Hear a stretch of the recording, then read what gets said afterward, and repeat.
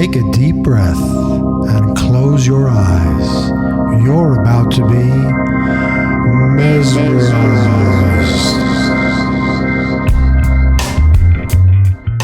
Hello and welcome to our first ever episode of our hypnosis podcast, Mesmerized. Brought to you by the Blackbird House in Old Wethersfield, Connecticut, Inner Alchemy, the New England Institute of Hypnosis.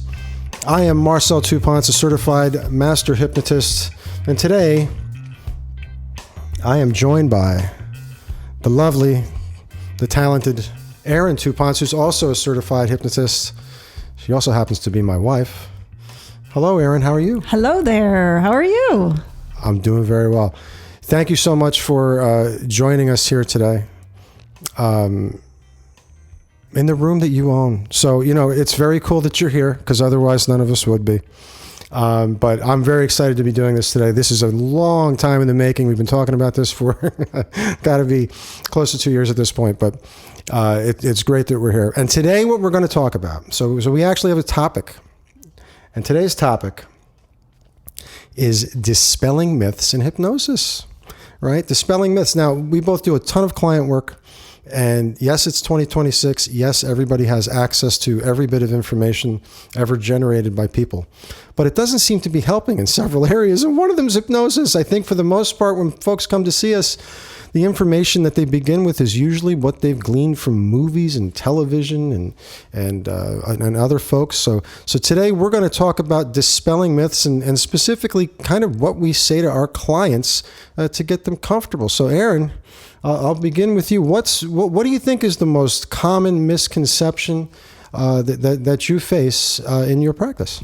Well, I think primarily people are afraid of hypnosis because they think that they're going to lose control of their minds, like they're going to go somewhere else and they're not going to be aware of what's happening. And while the induction does take you down beneath that spinning mind, you're still very much aware of what's going on. You're never going to have a point where you're going to be totally out of it, right? And I think that's one of the biggest fears, is what happens if I lose control?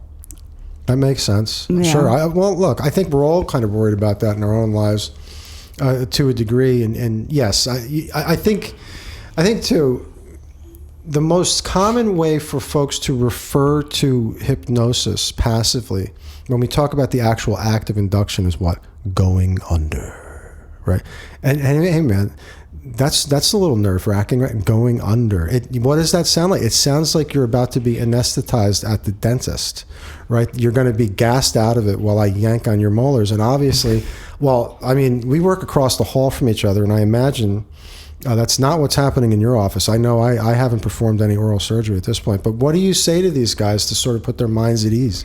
Well, when that comes up, which inevitably it will, and a lot of times I bring it up myself, some people think that when you're in hypnosis, you're not aware. And I'll tell them that it's the exact opposite, really. It's focused attention.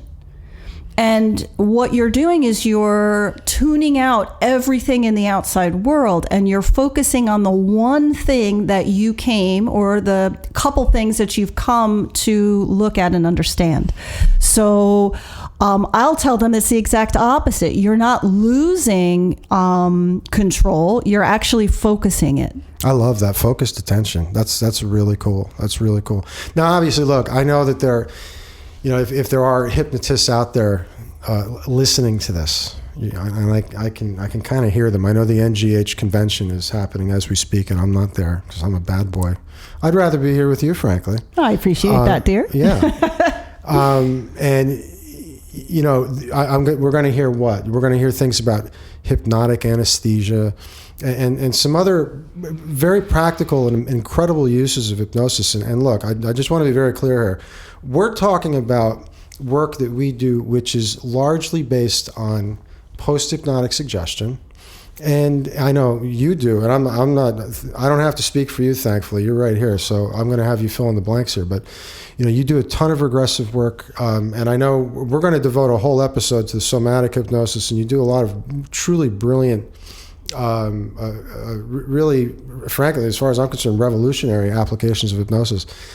But correct me if I'm wrong, most of this is based on our clients either hearing us or us hearing them. I know you have a lot of clients speak in your sessions, and I do past life regressions as well. But because of that, we need to be in a light state, right? And basically what I tell people is that we do the induction to focus the attention, to bring our awareness. And then I work a lot in the imagination channel. So we're going to be talking a lot about how do we visualize? How do we visualize the outcome we want? How do we visualize moving stuck survival energy? How do we visualize? So a lot of it is happening in the imagination, at least with the work that I do.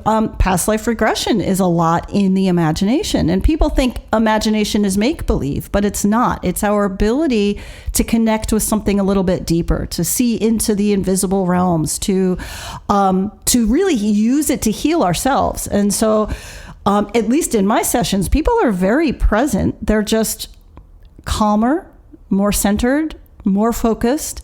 And together we decide the best way to work through whatever the presenting issue is. Visualization. I mean, look, I think we very quickly come to understand here that visualization is such a huge part of this. When you get, I remember all the way back getting certified there, you're kind of, your biggest concern is what? Where am I going to get clients from, and am I going to be able to induce these people? And as we all know, once you're in this for a little bit, that's the easy part. It's what do you say to these folks when you have them there in the chair? I think, and I have to be honest here, my first exposure to hypnosis was probably similar to a lot of people. Middle school stage hypnotists, they made our vice principal. Listen, this guy, and I don't remember his name for good reason. He was, I'm just going to say it, just an awful human being. Was he your vice principal? Yeah, he was one of the two vice principals. I feel like all vice principals are rough. Well, and check this out. It's their job, I guess. Yeah, we had two vice principals, and one of them was in charge of discipline. Ooh. And that was this dude. So, he had the personality of like a fried lobster over here. And after 2 minutes on stage, probably not even, he did what I'll defend this to my dying breath, the greatest impersonation of Mick Jagger I have ever seen. Dude's, 5'10", probably 50 pounds overweight, and he was moving, strutting, hips cocked, the whole thing was absolutely incredible. So this is my first exposure to hypnosis as well. So what that leads you to believe, when you don't understand what's happening here, the relationship between the subject and the hypnotist and how suggestibility really works, is that guy can make you do anything he wants you to do. And that's sort of how you come away until all these years later when you finally understand how it works. Well, that is another really common myth, right? Yes. Is they're going to make me do something that I don't want to do. Correct. Like bark like a dog or cluck like a chicken. And that myth is also completely incorrect. You will never do something in hypnosis that goes against your values, your morals, you're never going to be induced to do something that is against your sense of self. Now, for me, in my practice, that's the number one thing, obviously. Now, look, we're coming at this from a different situation here. I don't know if you can all tell out there, but I'm a guy. I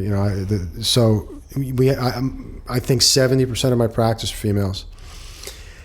And look, they're walking up the stairs with this weirdo who's about to hypnotize them. Most of these people have never been hypnotized before. And I have to say, my saving grace is the fact that I'm across the hall from you. And during the intake process and walking up the stairs, I usually mention my wife about 3,000 times. I'm trying to put everybody at ease. But the biggest thing that these folks have to understand is, listen, you're not going to be made to do anything you want to do. And usually what I say is, look, if a car drives down the road and it's really loud, big loud truck, and this is me prepping them for the fire engines. We are at the dead center of Old Wethersfield here in Connecticut. There's a firehouse down the road. And 2 doors down, what am I talking about? And so, and yes, it happens. But we use it. And we have to tell these guys, look, you're going to hear everything. You're going to hear it if somebody loudly slams the bathroom door outside the office. You have awareness. The only thing that we do here, and I do get a little technical with it because I love the way the Kapusinian School of Hypnosis puts it, HMI, by the way, the Hypnosis Motivational Institute out in California. We are disorganizing the critical mind. You know how you said getting beneath that spinning mind. That's all we're doing. We're disorganizing the critical mind. So in effect, you are no more vulnerable than you would be if you were in a movie theater watching a movie, if you were locked in a deadly bout of road hypnosis, right? Which happens to all these people many times throughout their lives. You're no more vulnerable than you would be at that point in time. That seems to cover some of it, but again, I think then you get into some of the other things. I think some of the other myths. What happens if we begin tinkering in the subconscious mind? Is it going to unlock things? And when I hear people say that, I know that they've probably had cause to compartmentalize some pretty rough memories, as I imagine most of us have. They want to understand, you know, obviously some of them, when they come to see us, that's exactly the intent, right? We're trying to overcome these things. But that's a big one too. Have you experienced this? Has anybody ever asked you about that? Well, I think more so for me because I'm not doing. I'm working with them, and we're uncovering. So a lot of times people come to me because they want to uncover. They want to gain clarity on an issue that seems to be repeating in their life. Why? You know, some people go to past life regression. Maybe this is something that happened in a past life. And I'm going to say most often, it's not necessarily something that happened in a past life, although it could be. But a lot of times when we journey into a past life, it's because there's something that our imagination is trying to tell us that's a key to fixing something in our current self right now. Sure. And so a lot of times when they come to me, they're looking to help me unlock something in them. I do think there is some fear of, well, what if this gets unlocked and I don't know how to put it back, to put the genie back in the bottle? And I'm going to tell them, listen, it's not meant to be in the bottle. Let's find ways now to process it. Let's incorporate it. Let's digest it. Let's find a way so it's not impacting your life as much. Right. Yeah. I do think that genie back in the bottle thing is more or less, that makes a lot of sense. That seems to be, I don't think it's been put that succinctly by a client, but that does seem to be sort of a recurring theme where, you know, what happens if, we unlock or trigger some sort of visualization that they can't put down. Obviously I think, look, for those of you who haven't experienced hypnosis, for those of you who aren't hypnotists, obviously a large part of this job, whether you like it or not, is coaching. Yeah. Right? I think that we need to be ready to help folks. I mean, we do a lot of trauma work here, man. I mean, a lot of trauma work. I think that whatever it is you and I intended to do, a lot of that's been subsumed by just helping people recover from past traumas, and a lot of this is some coaching, talking about the practical aspect before and after. We induce them. I have to say this. I have to say it. I was actually I was kind of waffling as to whether or not to bring this up, but it's so common at this point that I feel I have to.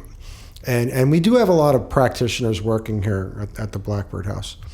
But Erin and I do a majority of the client work. And I see a lot of folks from all different walks of life because I do what you'd imagine a hypnotist does, right? I deal with the smoking and the weight loss and the compulsive behavior and trauma, fears and phobias and all that.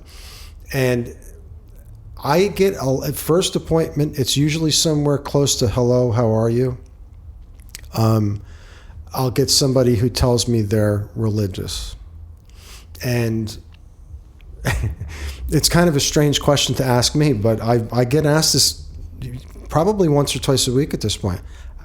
Is this going to impact that? And I don't really know what to say to that at times. I don't really know what to say to somebody's belief, but I have heard this from folks who are members of different religions asking if hypnosis is somehow going to interfere with their faith. And I've heard people conflate it with, the tarot, which we have a lot of around here. We both love the tarot deck. So we have a lot of conflation there, and people ask me, will this interfere? And I'll tell you what, I usually just start talking, and I hope that 3 minutes later when I'm done, I'll have said something to put their mind at ease. But have you ever heard this in your practice? A lot of what I would say to someone who was asking that, I think I would say that their belief system resides within them, and that's not something that a hypnotist is going to alter or change. It can expand. It can grow. Your perception of what your belief is can continually evolve. And very much like you, what I do is I will start talking about what it feels like to be in hypnosis. So I'll say, well, when you go into hypnosis, you may first notice your face getting smooth. You might notice tingling sensations in your hands. You might see pleasant images going through your mind, like the way the sun looks at the beach on a sunny day. And as I begin to tell them and explain to them and have them look at what this hypnosis is going to do in a way that feels safe, sometimes I'll also, in the beginning of a session, have them visualize a place in nature that feels safe and happy. And I'll say, why don't you share that happy, safe space? And sometimes it's, I'm at the beach and my feet are going below the hot sand into the cool sand, and I can hear the waves washing on the shore. And then I'll tell them, well, that's a form of hypnosis. So then they start to go, oh, so it's not going to change me. It's going to begin allowing me to utilize the visual tools so that I can create a different emotional state, or so I can bring awareness to a thought formation or a pattern that I'm running, program in my mind. So that's kind of how I would handle it, very much like you. I love that because you're connected. It's one of my favorite lines, connecting you to resources that you already have, man. You already have everything you need to recover, to feel better. We're just connecting you with the resources that you already have. And frankly, I'd have to assume that a religious person is going to suggest that those resources were imparted to them by God, and we're not interfering, which I like that. I just, when you were talking there, just reminded me of something I like to say too. You've already passed through this state today. When you woke up today, you passed through the theta state, which is specifically our goal here. Yep. Right. We're just, the spinning mind, we call it the bully mind. Obviously, when we get a little bit more analytical and we actually do the theory of mind, I do a little theory of mind demonstration for every client for the most part. And we call it the critical mind, which is sort of the, inhibitory process that allows us to compare new experience to experiences that we've already had. So what are you doing there? You're constantly in this field of relativism and comparison, and it gets very loud. So we like to just take that offline for a moment and get to the theta state. And when you remind these folks that, look, you've already done this once, you're going to do it again when you go to sleep tonight. We're just trying to spend some extra time here so that we can speak to your subconscious and get intentional time. Because when we drive, we're in hypnosis. You ever have one of those times where you don't even know how you got to where you were going? It more often than not lately, yes. Right. It gets worse as you get older, they say, right? And so what hypnosis is, we're in hypnosis. I mean, unfortunately, a lot of times there's a floor beneath our feet. And how often are we actually aware the floor is there? So we kind of live in a state of forgetfulness. And so what we're doing with hypnosis is we're bringing intentionality to that state. And that intentionality will help us heal. It will help us achieve what it is. If we're looking for performance, I remember when I was young, I was a swimmer. And when I was in high school, they brought in a hypnotist. And the hypnotist had us all lie down. I swam at a YMCA. So we're upstairs in this room, and he had us visualizing our perfect race and just constantly going through what that 100-yard breaststroke would look like, right? What is that perfect flip turn, the perfect stroke? And we visualized it over and over. That's hypnosis. Right. And you're really just, then you're going to bring in the muscle memory, right? From all the times you visualized it. So we're just going to take a quick moment here and mention that this show is sponsored by the New England Institute of Hypnosis. The New England Institute of Hypnosis is partnered with the Blackbird House to bring you a 100-hour course that satisfies all state requirements. As a matter of fact, it satisfies all 50 state requirements. Did you know this? I didn't, actually. Yes, so that's kind of cool. If you're in Montana, you can go ahead and sign up with the New England Institute of Hypnosis and get yourself ready to go. I shouldn't have picked a state arbitrarily because some of them don't even have regulation there, but we do, and you need a 100-hour course. And it's a fantastic situation here because you can do this from the convenience of anywhere. It's self-paced. You have access to certified master hypnotists, ongoing support. The cost is less than either one of us paid years and years and years ago. And look, we need more hypnotists. It is an absolutely phenomenal job. It's the greatest thing we've ever done with our time. And you can change your life by helping others change theirs. New England Institute of Hypnosis. And I think what we want to do now, you know what I'd like to do? I was just sitting here thinking to myself, speaking of the mythology surrounding this, from the client perspective, which is one thing. I think we've covered that pretty well. I think people, for the most part, are scared of some creepy hypnotist gaining control of their mind. And doing whatever, right? Getting their credit card numbers and social security numbers and buying a house down at the, Outer Banks. This is getting oddly specific, but no, I've never done anything. But you know what I think we should talk about for just a second here is the mythology for hypnotists. What have we learned and unlearned, by the way, in our time sort of doing this job for people and watching our clients transform themselves? What did we think we were in for, and what's actually happened? So how did this? How is your vision of this of being a hypnotist changed in the years that you've been doing it? Well, it's so interesting. I got into it because I had a number of clients over a very short period of time ask me if I did past life regression. I'm a Reiki master. I was a card reader, and I was doing Reiki, and I was doing card readings, and Pranic healer, Qigong but instructor. I wasn't any of those things at the time, right? When I first started, I was just a Reiki master, and I was doing card readings. Since then, I have added a lot more into my toolbox, but I had a number of people in a very short period of time ask me if I did past life regression. And I said, that's interesting. And I'm always up for learning. So I started taking the class, and I was really only interested in past life regression. I had no interest in hypnotism for weight loss or smoking cessation or any of that. But as I've been doing this, I started realizing that we can use the hypnotic state to shift stuck trauma energy from the system. And when that occurred to me, and that was a long period, I've been doing this for a lot of years, and as it started to occur to me that hypnotic state can be used to shift and change people's realities, and they're really doing it themselves. Like for me, in my practice, people are creating their own visual cues. It's like they're building their own toolbox on how to heal. So what started as, this is interesting, past life regression, and I watched a lot of different videos when I was taking my class too.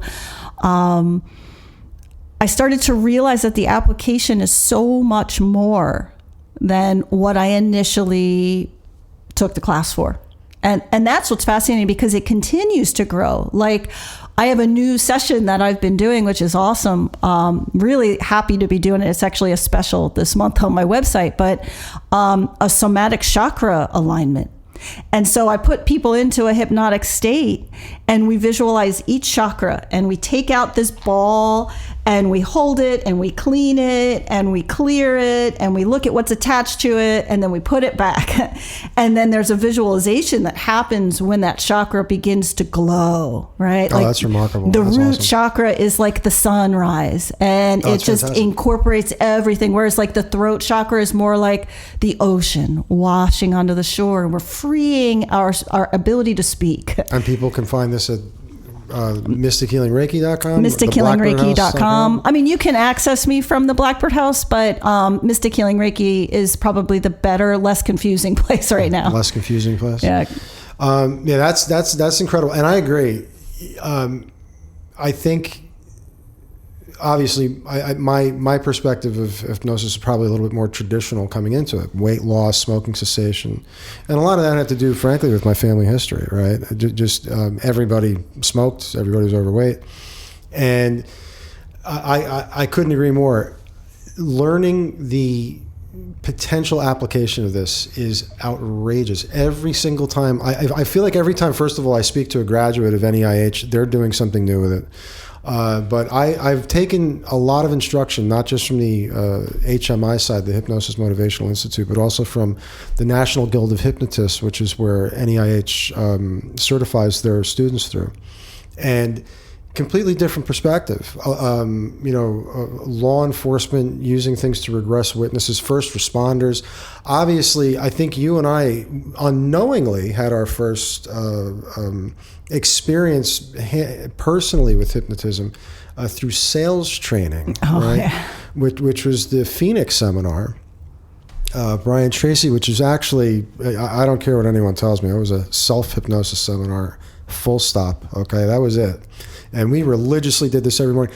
I was so moved by this, and yes, I spent a good long time in sales before becoming a hypnotist. So the sales training and working with executives and sales folks, it's sort of a natural place to be for me. But I was so moved by that seminar, I came out of it, and I had like a 4-inch binder chock full of info. I whited out all of my answers. I photocopied everything.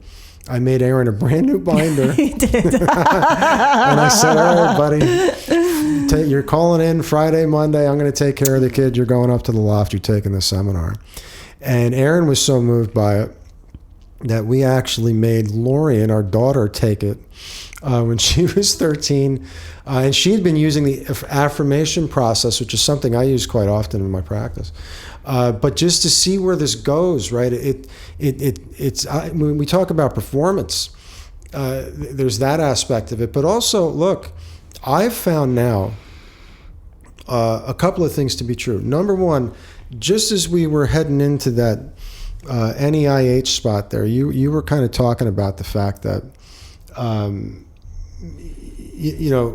a lot of this is really what? Manifesting. You're talking about visualizing really what you want.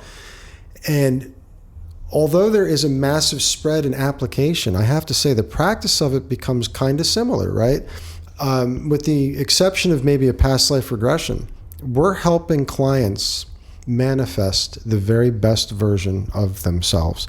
So the practice of it becomes, there's a similarity to it no matter how you apply it.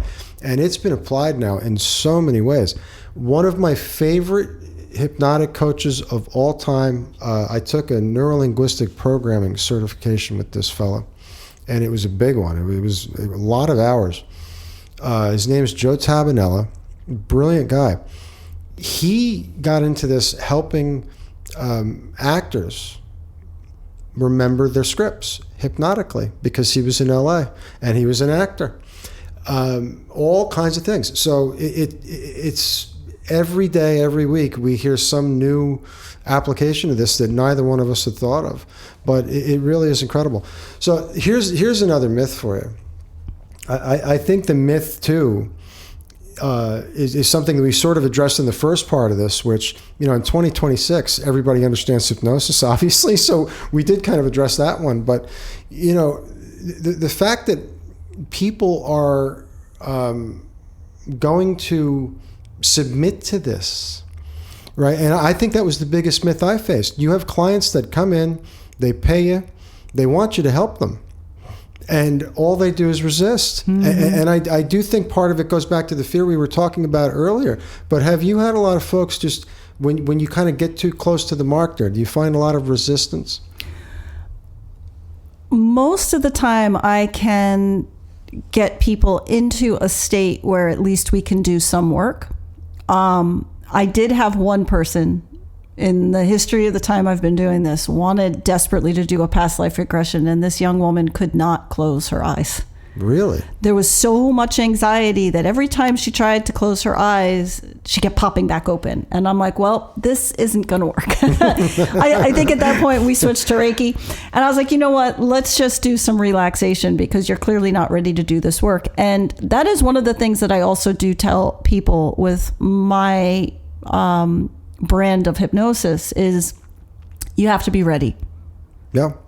You have to be ready. I completely agree. I take it for granted at this point that everybody who walks through the door of my office is ready to change. And I think sort of having that, I'm going to say, Pollyannish, naive perspective maybe, but that's more for me. Well, than there's it is so for them, much right? fear in people about vulnerability. And what happens if I'm vulnerable? What happens if I can't come out? That's another myth. What happens if I can't come out of hypnosis? I mean, hey, you know what? You're right. Do you think the movie Office Space contributed to that? Yes, well, that was a funny movie, but yes, hey, because man. People think that, this is like a flip of a switch.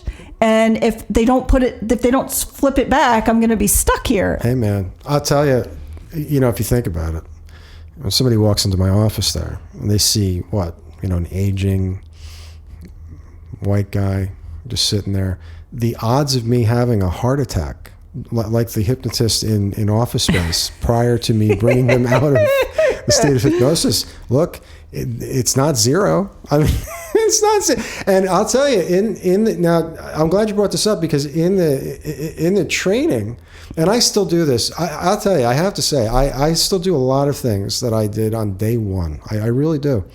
I've changed quite a bit, but I still do quite a few things that I did on day one. And one of them is when I'm bringing somebody, when I'm counting them out, I repeat the fact that you are no longer in a state of suggestibility. You are no longer in a state of suggestibility, right? Because what happens when these guys get out of the appointment? What do they do 5 minutes later? They jump in a car and drive. Right, so we want to make absolutely sure that they're completely awake. I'll say this too. There's one thing that you uncovered here that I think is a little bit of a myth surrounding, and I'm going to say this is a little broader than just hypnosis. This is folks in, let's say, the alternative space here. We're finding sort of alternative ways to overcome these obstacles that we all face. And you couldn't have put it any better. The young lady who couldn't close her eyes for a past life regression. And yeah, closing your eyes for most of this is pretty important, right? I'd say that's a deal breaker. But what were you able to do? You were able to pivot to something else. Now, I want to tell you, I personally think this is a learned lesson for just about every practitioner in this space, because you know what? Everybody comes to this through perhaps their first love, like you, with Reiki. I'm going to tell you right now, if Erin went 10 minutes without saying the word Reiki, all those years ago, when she was getting attuned, I don't remember it. Okay, so I'm just, and this was your first, and still to this day, you're a Reiki master teacher. You teach. You've taught. It's got to be well over 1,000 people at this point. And I'm just exclusively talking about Reiki. You run a lot of other classes here. But I think, let's be honest now, right? We have to meet folks where they are at. Okay. Yeah. We don't take insurance. Everything costs money. And if you want to be competitive and you want to be able to help folks, you got to spread out a little bit, and you have to be able to do this. Coaching and hypnosis and neurolinguistic programming. Obviously, I'm a certified sound healer. That's sort of sprung out of me being a musician for a long time. But man, has it been an invaluable resource for both of us. We do a group together, guided meditation, sound healing. It's a wonderful group. First Wednesday of every month, starting back up again in September here at the Blackbird House. It's a lot of fun. But all of these are methods of healing that are associated with one another. They all work on the subconscious on some level in some way. And that spread, I see that's a big myth for folks, because you're going to meet people who, all I want to do with hypnosis, I want to do weight loss seminars, and that's it. Well, okay, buddy. Let me know how that works out. And, it made me think also that how, you asked a little earlier, how has hypnosis evolved for me? But I also facilitate shamanic journey. And shamanic journeying is a form of hypnosis as well. Right? In the shamanic worldview, you're journeying to the upper world or the lower world, but you're in your imagination. You're in a trance state, Correct. Which is very similar to being in a hypnotic state. Absolutely true.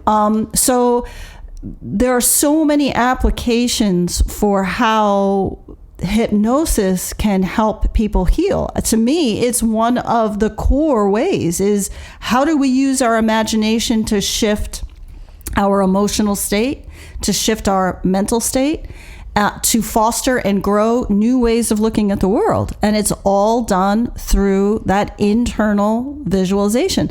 But again, another myth is that what if I can't be hypnotized?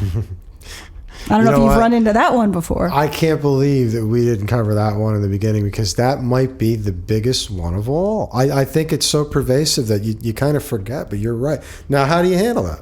Well, I will very often, again, like I said, start letting them feel what hypnosis feels like. Because I think a lot of the resistance to hypnosis comes from a fear of losing control. So if you've got a wealth of inductions that you use. I really only use one induction, progressive relaxation. Mm-hmm. So I will start allowing them to feel how good it feels to let the muscles behind your eyes relax. And you let the muscles behind your eyes relax and get so heavy and relaxed that they feel like they just won't work. And most people can do that. And they go, oh, that feels good. And then you let it kind of come down into the jaw and you release the jaw. And so I very often will take that fear and begin to show them that this is what this is about. Right. You are going to have people that can't visualize. Yes, absolutely. You know, I'll tell you what.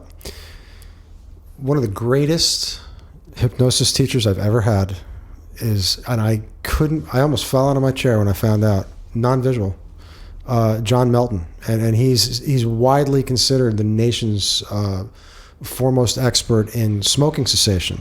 And he is not able to hypnotize. And I'm going to tell you, if there's a more talented hypnotist on this planet, I don't know who it is. Remarkable hypnotist. I mean, just a brilliant guy.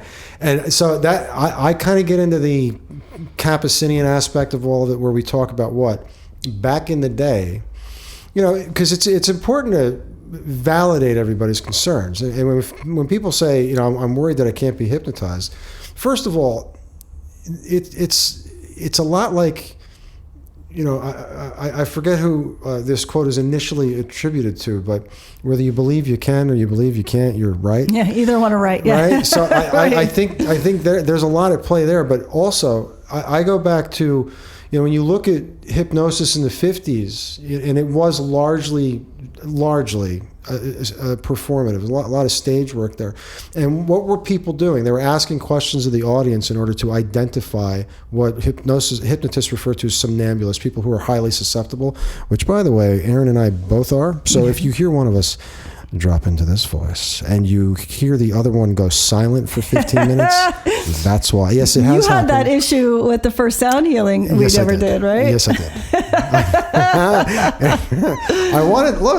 Everybody was so captivated by what you were saying. I wanted to, you know, kind of listen And while I was playing my 25-minute crystal bowl solo, I was killing it, man. It was like Hendrix in Monterey.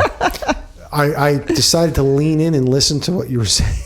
And then I realized about 2 minutes later, I had just been standing there, just kind of not doing much until, you brought that to my attention. But yes, we are both incredibly susceptible to hypnosis in each other, which is why we have to be careful when we practice. But, I tell folks, listen, this has changed a lot, right? What we're able to do now is put folks through a suggestibility test, which I've sort of truncated and I do verbally now. I do a little bit of an abbreviated suggestibility test to find out what folks respond to, whether it's direct or inferred or whatever the case may be.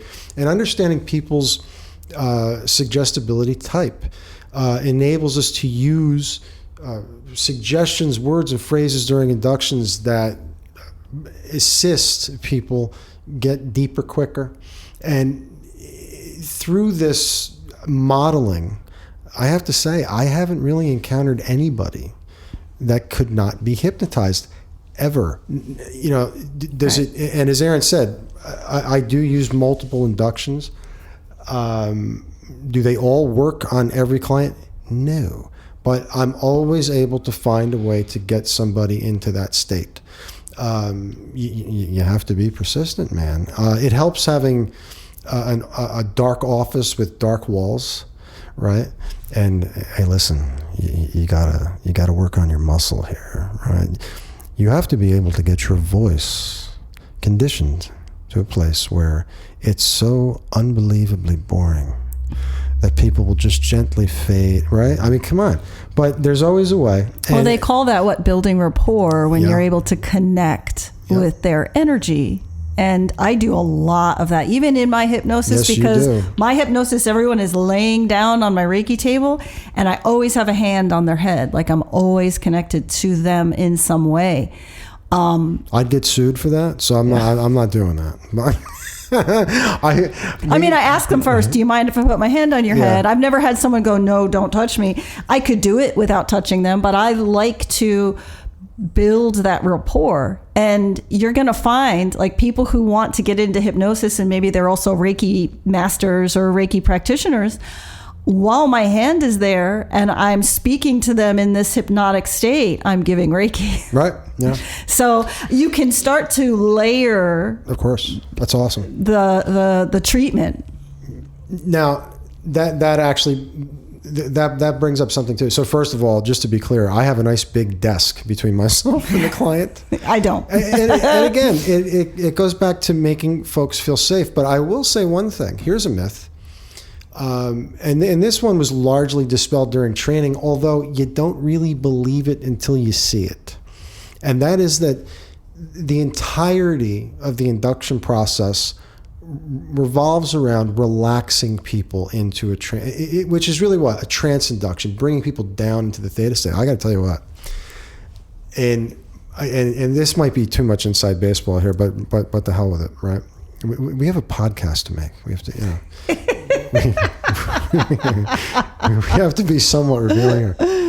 The first appointment for most of my clients in that induction, that is not a trance induction. That is a message unit induction. And look, I'm just going to say it exactly like it is.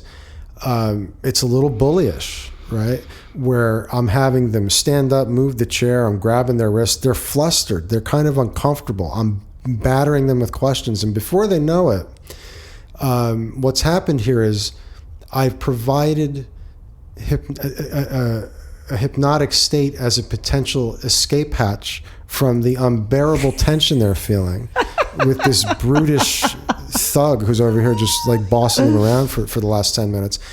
So what it does is it actually allows them to escape into hypnosis, which in reality is similar in effect to a shock induction, which is actually an interruption in the fight, flight, freeze response. So that was a big one, because usually I think most folks, even though all of the weird information that kind of presents itself to the uninitiated here, all the old movies and the stage stuff, none of which is trance induction. Okay. I think most people have the misconception that a lot of this is getting relaxed in going under and all. And yes, that is certainly a type of induction, trance induction, but for the message unit induction or the shock induction, it works a little bit differently. And it's very, very useful because it's awful difficult to get folks who are coming in with acute anxiety. They just, drop their kids off at mom's house so they can come do this appointment. They're worried about dinner. It's a Wednesday night.